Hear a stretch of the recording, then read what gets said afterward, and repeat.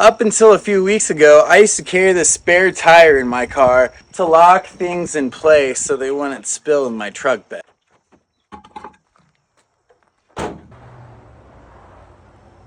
But luckily, this chaotic system came to an end. I saw an advertisement for this company called T-Mat, and they sold a system that pretty much solved my problem exactly. You lay a mat down on your truck bed, and then there's little blocks that you move on the mat to keep everything in place and from sliding around. Thanks, T-Mat, for cleaning up my truck bed. Follow if you love wood.